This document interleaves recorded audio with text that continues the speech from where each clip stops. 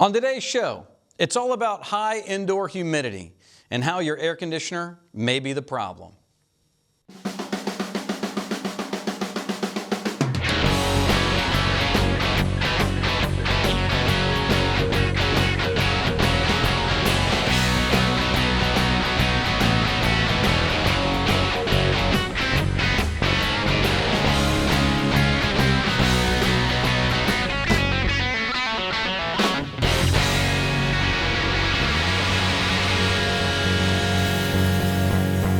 Getting ready to start plumbing.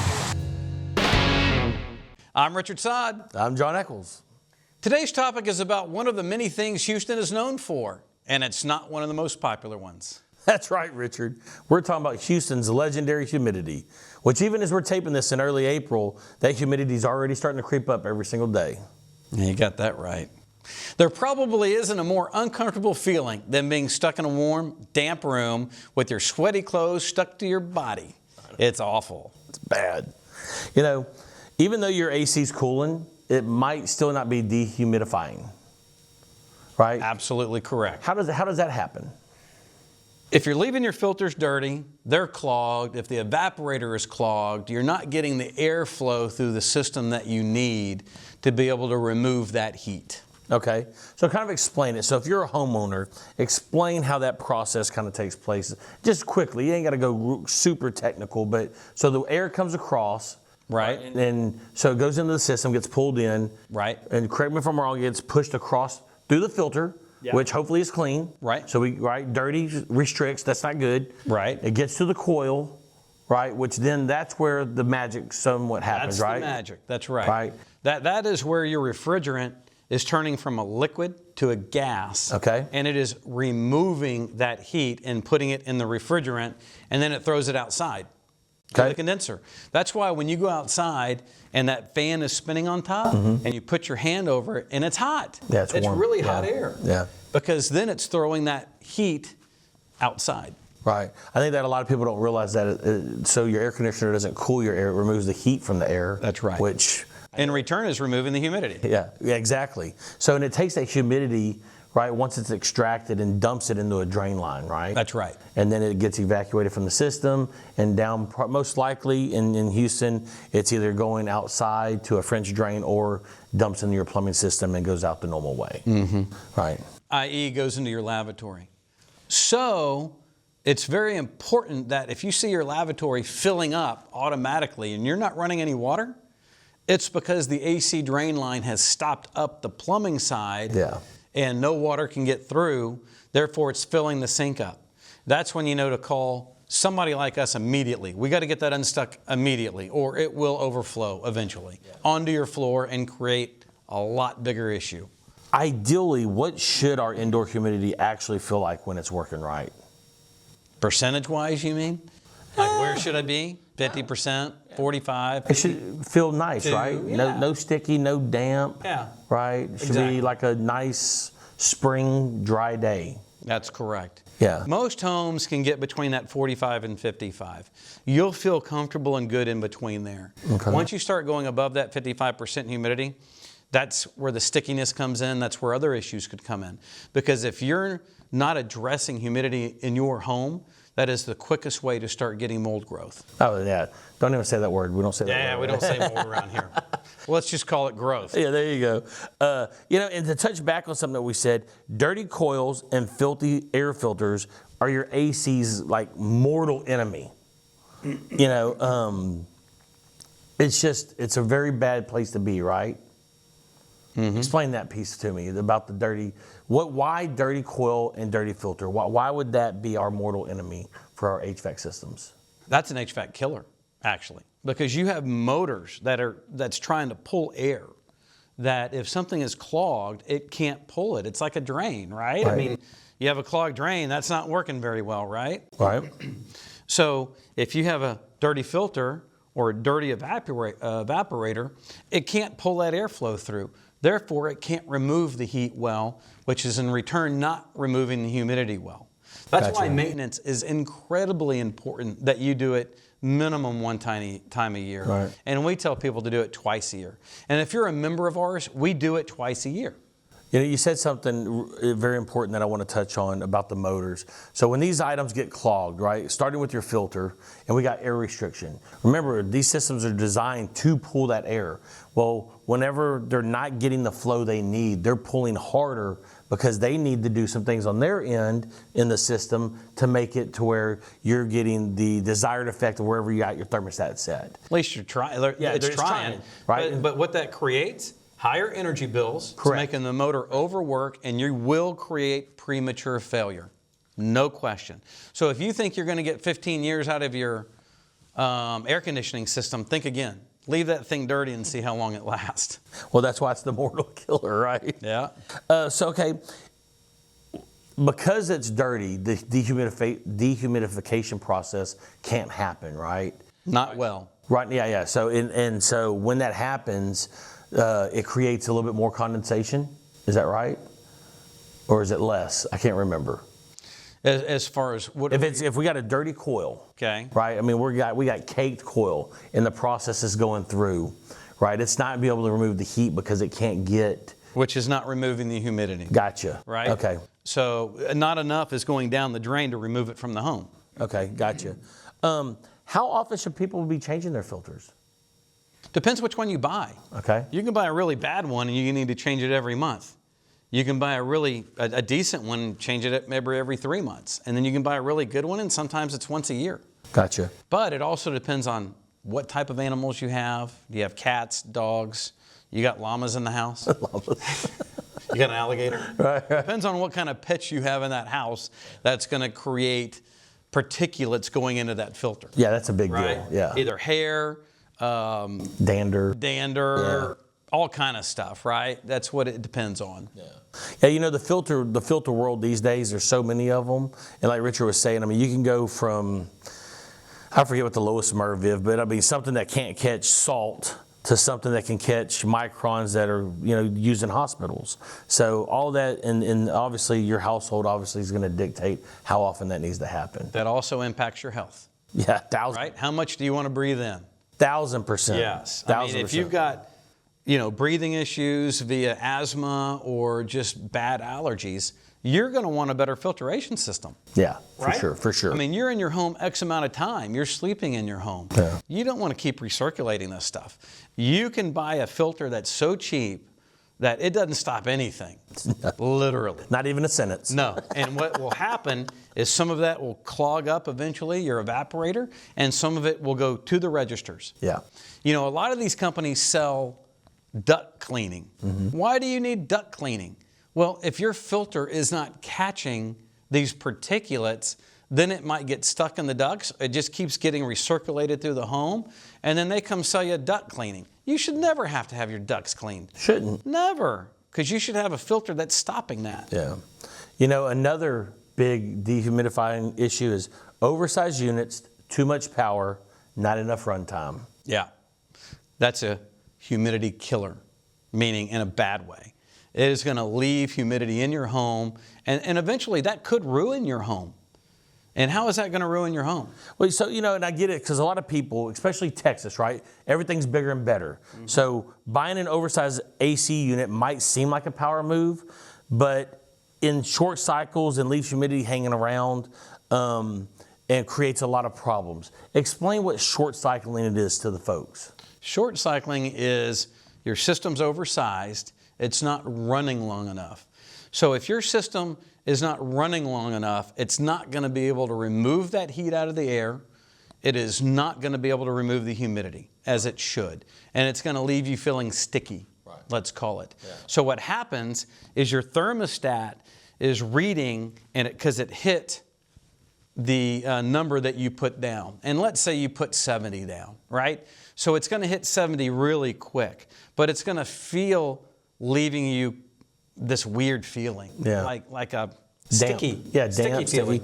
Even though it's 70 degrees inside, you don't feel good. Yeah, you don't feel comfortable. The funny thing is, I'm going to jump ahead, but if you get the right system, right, and it's sized right and done right, you could probably have your thermostat a few degrees higher and feel more comfortable, right, than having the oversized unit. Which in return saves you money. How can it be prevented from oversizing a unit? How can you prevent having an oversized unit? Couple things. And I want to go back a little further. Okay. How many calls do we get in a day that our client is dictating, oh, I want a bigger unit? That's the way they think. We hear it all the time that, hey, I've got a 3-ton unit right now, but I want to buy a 5-ton or maybe a 4-ton. Yep. Okay, great. Let us come out. And this is completely done on math, you guys. It's called heat load calculations. We have to understand how many windows you have in your house. We have to draw it out. What type of windows? Are they single pane, double pane? What type of insulation do you have? Right. Right? All of that impacts the size of your unit. 100%. Another thing which impacts the size of it now is we have some really sophisticated, really cool systems that are 2-stage systems on up to variable speeds. Right. And those are fantastic. And they can handle more of a range of error, let's call it. Yeah. So sometimes we can put a bigger unit in, but it'll never use that full tonnage that is in. So we can put a range in. So what it sounds like Richard's saying to me is have a professional company come out and don't just trust any, chuck in a truck. You definitely want someone that's professional, knows what they're doing, knows how to do those calculations to make sure that you have the system. Because here's the other thing, for me, when I hear you say, bigger isn't always better, I would have to assume that bigger units cost more than smaller units. Correct. So you would be wasting money by buying bigger units. And wasting energy. I think so it's better to buy what you need versus what you think you want. That's right. Right? Okay. Well, that's a good thing to know. Well, So going back to another oversized unit, to the original question too, what could that create from basically a clogged drain line? Right. Like, is it going to clog our drains quicker? Maybe it won't, maybe it will. How does that work, right? Oh man, I think that you're touching on, look, clogged AC drain lines create hidden moisture problems that throughout the year it'll come up, but you're not gonna know because it's hidden. You don't see it, right? So whenever you're doing it, whenever your AC is pulling all that condensation out and it's going down that drain line, no one sees it. And whenever it clogs up, right? And what happens is it uses and pushes, but it's condensation. So a lot of times we get algae buildup in there. And that algae gets stuck. And then that's where the clog typically comes from, right? And whenever you get a clogged drain line, it restricts the unit again, creating what? Humidity issues. That's right. Restriction creates problems with your AC system. Now, nowadays we have some things that can save us. Richard touched on earlier, blocked AC drain lines. If you don't have some safety pieces that are available for your system, it can create a catastrophic event where you have, water in your ceiling and, stuff starts, collapsing that way. They do make safety switches now that'll shut down your unit. And that'd be a telltale sign that your AC drain line's clogged is because your thermostat won't work. Yeah, so those switches, if you don't have one, those are great to have, especially here in Houston as much as we use our AC. And saying that everybody needs that. Everybody, not one unit, they all need that, right? So if you don't have that on your system, you need to buy that. Oh, 100%. That's number one. Number two, we've got a great program now that we have sensors that we can put on the system that's going to check all these different measurements of your system. And we can monitor your system so we know when things go wrong before it happens. Yeah, before it becomes catastrophic. Before it becomes catastrophic, yes.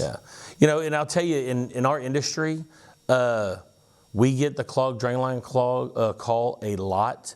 It is a normal thing that people wait to the very last minute to do. If you notice any sort of those signs going on, I would call rather than wait. Because I'm telling you, the person that waits, it never happens at a good time. It's always when it's 102 outside. And it's Friday night. Oh yeah, so it's never a good time. So sooner the better is always right. Be proactive, not reactive. It's a much better way to do it. That leads into, right, if we want to be proactive, why skipping HVAC maintenance will guarantee humidity headaches for our folks at home. Guarantees a whole bunch of headaches, right? Right. Let's take it.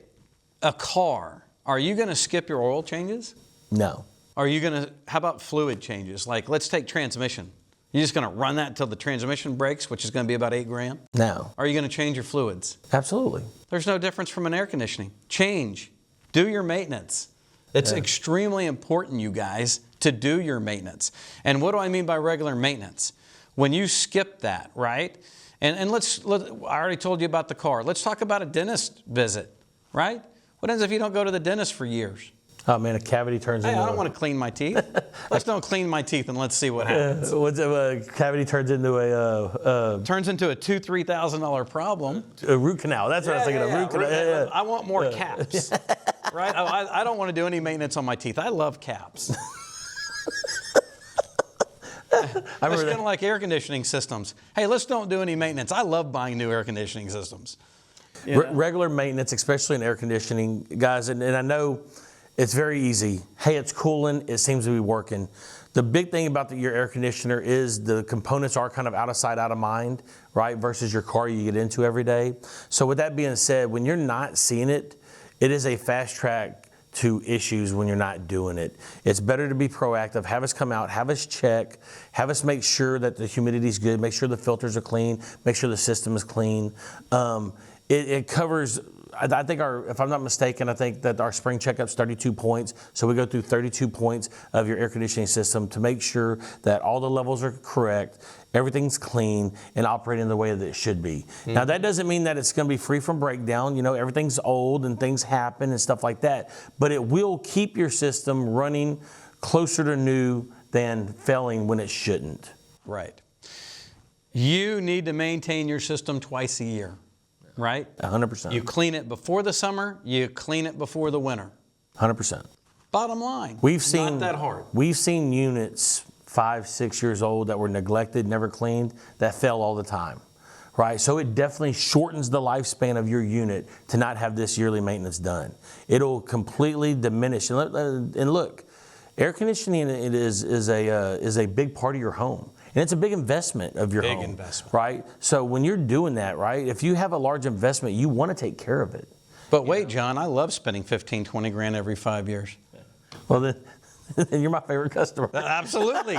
I love that. Who doesn't love doing that? No, in reality, look, we don't want that. We want our customers to, again, buy the right unit, take care of the right unit, and be satisfied with that unit. You know, and that usually comes with the maintenance. If it's not through us, obviously go through a qualified dealer. But I would recommend, obviously, Nick's Plumbing and Air Conditioning. We do a fantastic job. We have a great warranty that we follow up on and all those kind of things. But you definitely need that done. We can, if there's one thing on this podcast show that we could push harder than anything, is do your maintenance. That's correct. That's probably more important than anything, because in that maintenance, you'll get the filter change, right? So that's going to cover that. We're going to check your coil to make sure it's clean. Do your maintenance. I'll say it one more time. Do your maintenance. It's like doing your homework. You got to do it, folks. It's the most important thing where your HVAC system is, okay? Or if you love spending 15, 20 grand every 5 years, don't do any. Do your maintenance. See, do your maintenance, right? But hey, wrap it up, guys. If your home's humid and your AC's working overtime, it's probably not the weather. It's probably your system, right? Oversized units, dirty filters, blocked drain lines, they all steal from your comfort and they steal your cash, right? Remember, maintenance is not going to be optional. You got to do it. We want you to stay dry. We want you to stay cool. We want your system to last many, many years, okay?